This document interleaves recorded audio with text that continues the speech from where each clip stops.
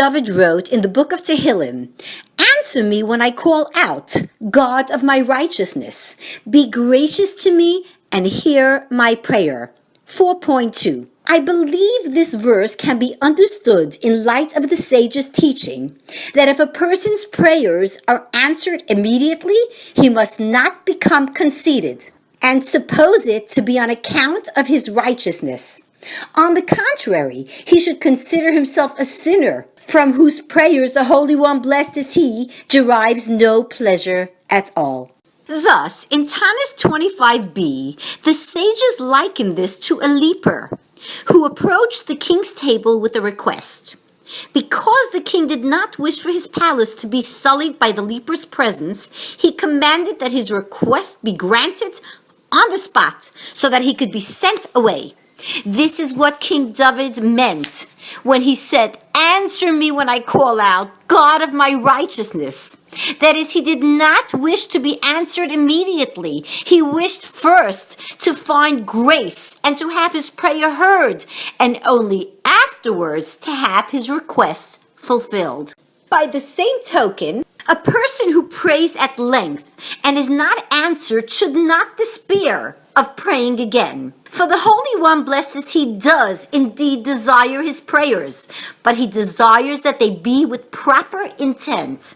That is, the heart must concentrate and know what the mouth utters. Thus the Zohar warns in Parshas Beshalach 63b.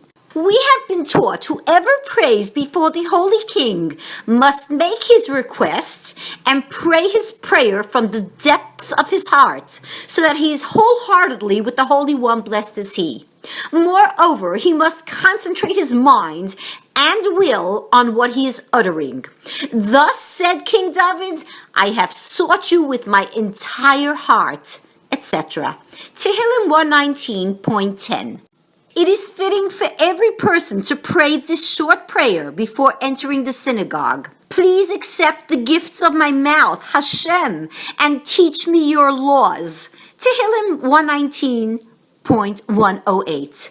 "May it be your will, Hashem, my God, and God of my fathers, that my prayer should be lucid and pure and free of any hindrance that might interfere with proper intention."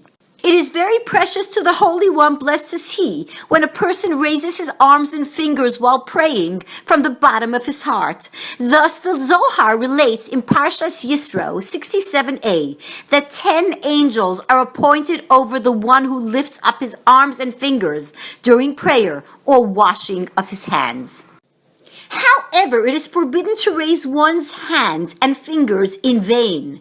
To this the Zohar applies the verse, "Let them not appear before me empty-handed." Shemos 23.15.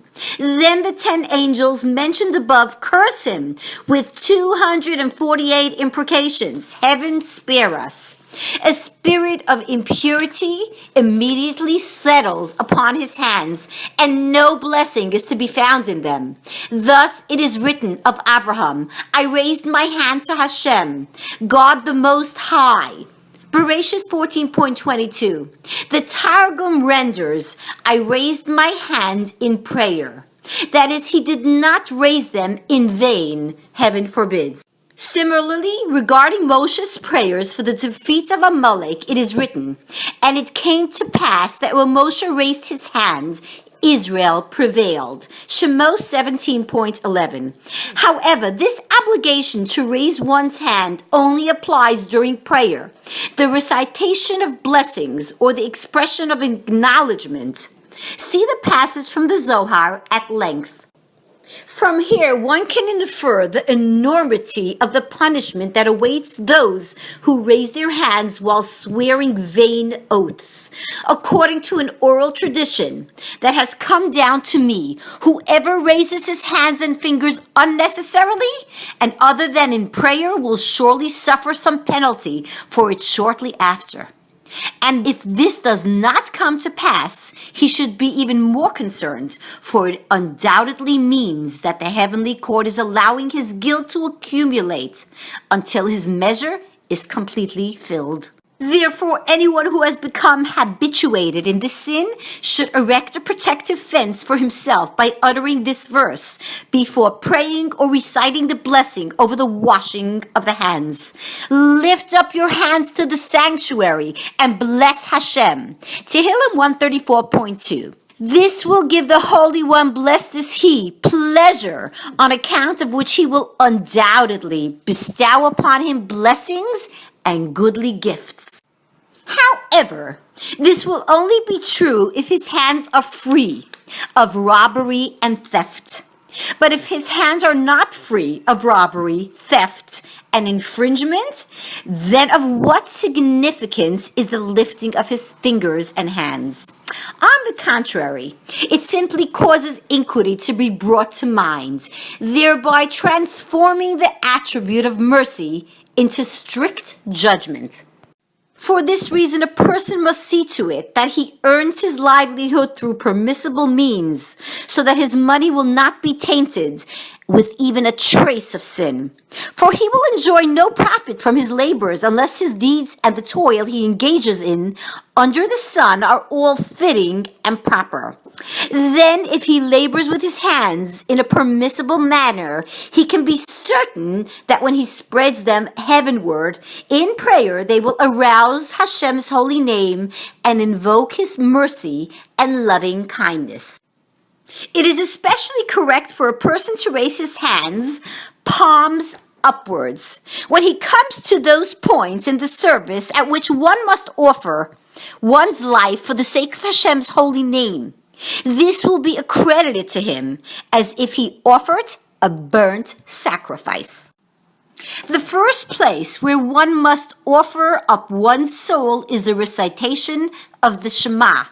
From the time one says the words, "And you shall love Hashem your God with all your heart and with all your soul," until the end of the paragraph. The next place is towards the end of the service in the prayer, and a Redeemer will come to Zion, etc. As one says the words, "Blessed is our God, who created us for his glory and separated us from those who stray," until the end of the prayer. Let him reflect at the juncture that if it had been his fate to be born among idolaters, his world would have been very dark.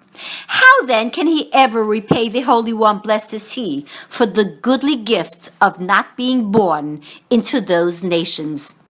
As he brings all this to mind, his heart will surely well up with joy. Then, while he is brimming with the spirit of joy and exuberant love, let him imagine that he is confronted with a blazing pyre and that idolaters are trying to compel him to abandon his faith, heaven forbid. In his mind's eye, let him cast himself into the midst of that inferno with love and affection in affirmation of the unity of the Holy One, blessed is he, and his Shekhinah. A third point at which to offer up one's soul is in the Shabbos afternoon service in the blessing, "You are one and your name is one," etc. As one says the words, "And for their rest they sanctify your name." Offering up one's soul to sanctify the name of heaven is a great matter in the eyes of the Holy One, blessed is he, especially if one does so while reciting the verse, "Because for your sake we are killed all day long," Tehillim 44.23. Thus it is written in the Zohar, Parshas Vayera 124b. Rabbi Shalom Bar Manyumi said, "You will find no righteous man among those engaged in Torah study who does not possess 200 desirable worlds." This is the meaning of the verse, and 200 for those who guard its fruit. Shir Hashirim 8.12. The same applies to those who give themselves over for the sanctification of the name every day. On account of the verse, "Because for your sake we are killed all day long," they inherit 200 desirable worlds. And when the time comes for a person who offered up his soul for the sanctification of the name to die, the angel appointed over buried bodies knows how to honor his body in the grave in accordance with his deeds. The Zohar explains in Parshas Vayera 123b that before a body can be reckoned among those that are to be revived, the soul must return from Gan Eden and present to the angel Duma the signs given to it by the cherubim, indicating that his body was indeed holy. Bind the following words of advice to your heart so that you will not forget them. There is one highly effective strategy for ensuring that one's body is clothed in a holy garment in the next world. That is, if he has in mind as he wraps himself in his tzitzis that the holiness of this commandment should cause his body to be sanctified and that he should be saved from all transgression and sin. In part 1, chapters 2 and 24, I have already discussed the principle alluded to in the verse. In all your ways, know him. Mishlei 3.6. In this vein, when donning his garments, he should reflect on the prohibition against wearing mixtures of wool and linen. Even more so, he should have the proper intentions when donning his tefillin.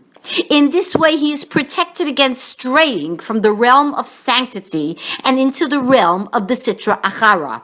Heaven forbid, for Israel's garments all derive from the realm of holiness. One should be especially careful that the garments he wears on Shabbos and Yom Tov have been designated for the mitzvah, in particular his talis. But having done so, he must avoid wearing the small fringed garment known as a shradkil in an outhouse or any other foul place unless it is covered by another garment. A person must make sure that his special Shabbos and Yom Tov garment is untainted by robbery or theft. For if it is, the stain is referred to as a plague and the garment as that of traitors. Thus, the sages have said that in the future the righteous are destined to rise from the dead in their garments.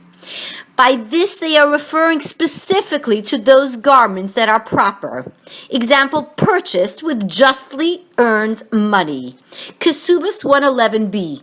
This is the meaning of the sage's teaching in Kesuvos 104a, that when the righteous pass away, a heavenly voice proclaims, they will rest in peace upon their beds. Yeshayahu 57b. The letters comprising the word shalom, peace, are the same as the letters of malbush, garment, in reverse order.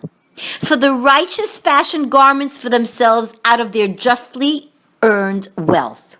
And whoever's garments are fashioned from justly earned wealth can be assured that his prayers will be acceptable and desirable to the Holy One, blessed is he. To summarize what we have learned in this chapter, it is better for a person to pray for a shorter amount of time with concentration than for a longer time without it. And let him raise his hands and fingers whenever he prays and utters blessings, gives thanks, or recites the Shema or the prayer, and a redeem will come. Let him distance himself from theft and from all ill-gotten gain. Then I will be his guarantor that providence will cause him to prosper in this world, and that his reward will be double in the next world. As it states, and 200 for those guarding its fruit. Shir Hashirim 8.12.